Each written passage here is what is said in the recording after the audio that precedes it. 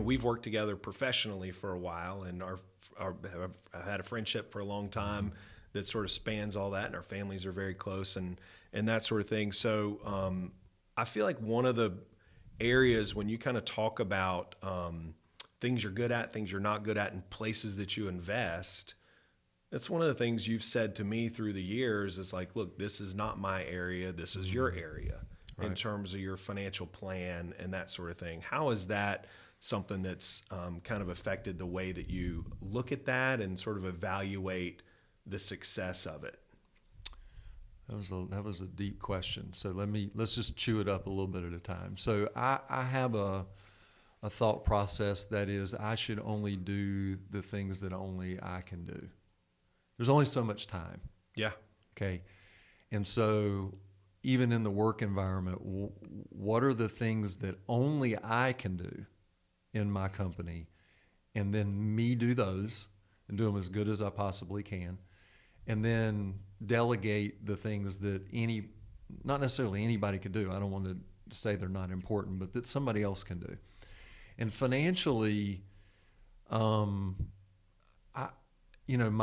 whole theory around money is just really that I didn't want to run out. It really was never try to amass a huge amount of money one way or another, but I was a single income dad with 3 children, and I'm a planner. And so I wanted them to be able to go to college. I wanted to keep, make them, help them not get into debt, all those things. So I really was just worried about not running out of money and being able to provide. And so I bounced around probably with just financial advisors and people that manage my money. The key for me is I really don't want to worry about it, but then on occasion I do worry about it.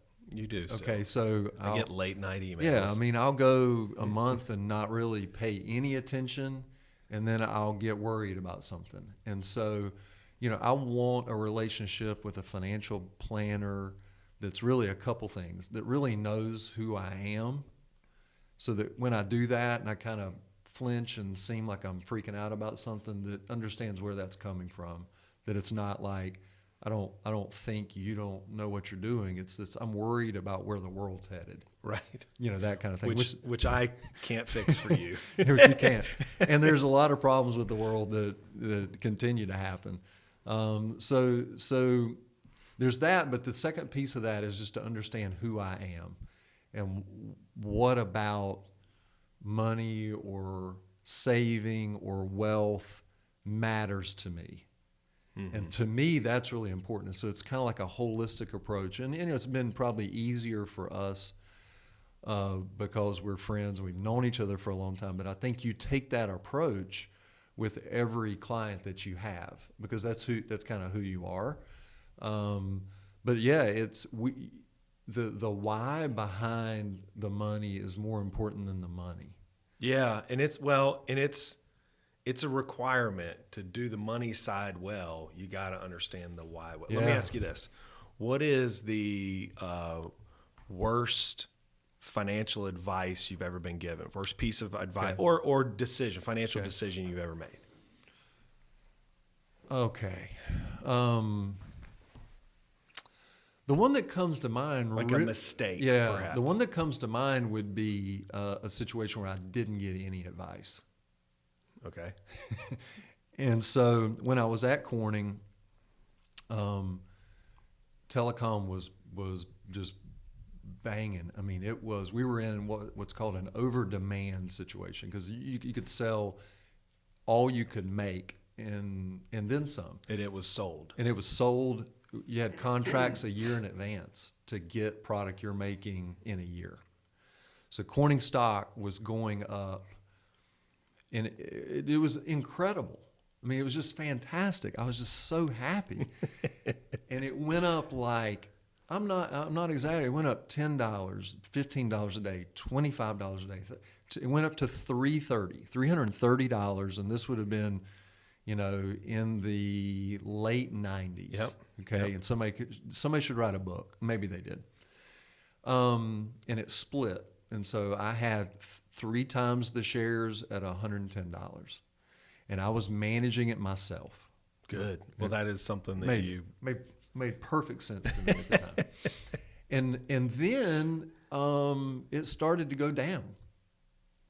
But it's been great, and it's going to it went down, $20, and then it'll go right back up, and then it went down $20, and then I was like, well, it's down 40 now. I can't get out of it. It's going to go back up. Now I've lost too much, and to cut to the chase, I wrote it down to $1.50. Oh my gosh, from $110. From $110 to $1.50. And at the time, that was all of your investable assets. Yeah, and then all of it. Yeah, right? I would have had what would have then been. I don't even remember. I've blocked it from my memory.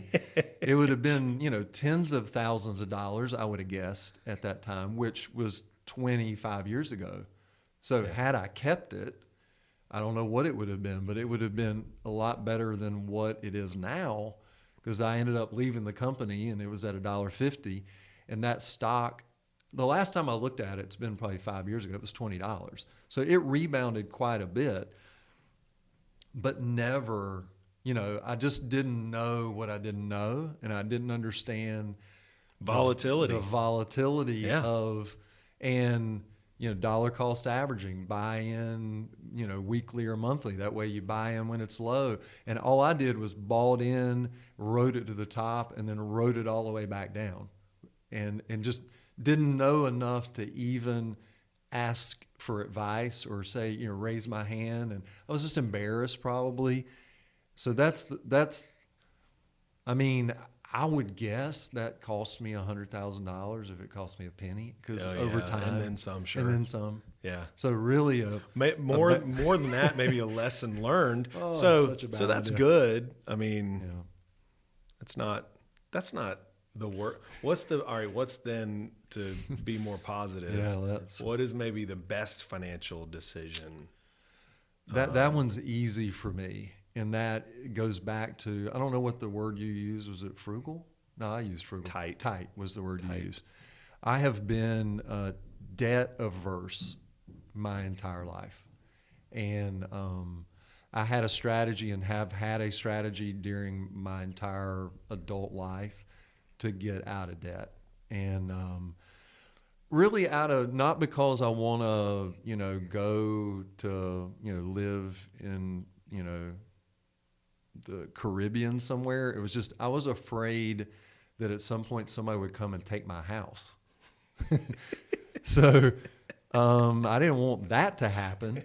And so every chance I had with anything, I paid down my debt. And so I drove my cars for 8 to 10 years. I'd pay them off in 4 years, drive them for 6 more.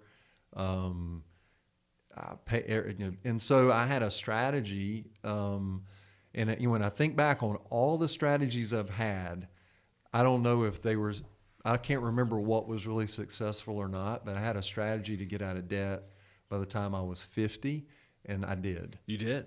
We've been working on that for a while. And I would say that is, outside of the things that are much better accomplishments, getting married, having kids, and all the things that we all know. But that's been the greatest life change for me, is knowing my kids' college was paid for and I was out of debt, and the feeling that I had where I could exhale and just say, whew, okay. So I remember that, by the way, because it wasn't long ago. No, it wasn't. It was just a few years ago. And, we've had this conversation when we've met through the years, and I've had this conversation with multiple clients. So much of what I like to do is get into the numbers and the projections and the expectations and the rates of return and all those kinds of things, whatever the risks might be. And you can quantify being debt-free on paper. You can see what that looks like to work towards that. But what you cannot see on paper is what you just talked about, is the feeling. I remember I sent you guys a little note, and I think, and just congratulating you. That's a remarkable thing, particularly in today's environment. It's not something that's talked about enough, but it's a remarkable feeling to do that, to make that step from having all of your assets and your income and your resources have a requirement on them, but now they don't. Absolutely. And I hadn't rented in 25 years or whatever, but my kids had, and I had friends, at church that rented, and rent was $800. It's a reasonable rent. I was paying it in Raleigh for my kids. My mortgage was not much higher than that. It was $1,000. That's what my mortgage was, because I had refinanced and refinanced. Right. I rode that down, went to a 15-year loan, everything I could to minimize the interest, got it to $1,000. But then what happened was, when you pay that off, and I still think about it today, because I'm still, if I want to buy something, I still think about it, because I'm just trained for that. Like if I want some new shoes, I'm just like, do I really need the new shoes? Do I not need the new? You have a higher level of comfort buying a new car than you would buying a new pair of shoes for yourself. 100%. Right. I don't really Which is know, bizarre. I don't really know why, but that is true. But I still think today, if I give myself approval to buy the thing, because I know I didn't spend the $1,000 on the mortgage. Yeah. So the $100 that I spend on something, or we go to a nicer dinner, or I want to give to something. There's a GoFundMe comes out, or something happens and somebody needs something. I can say with confidence, I can give $200, and I know that it doesn't have an effect on anything else. Yeah. And for me, there is a tangible money component of that, because I think I have earning power beyond now. I'm 52. So there's a tangible piece to that I care much less about. Yeah. The intangible, just freedom of that, and it's a Ramsey pillar, and that is, save like no one else, so you can give like nobody else. And so for me, I did that for 50 years, and now I can flip that switch. And if there's something that I want to give to, and I do believe 100% for anybody who's listening or watching, the joy really isn't in getting the money. The joy is really in giving the money away. Yeah, there's such a freedom in that there's a whole nother story behind that. Yeah, there's a whole nother story behind that.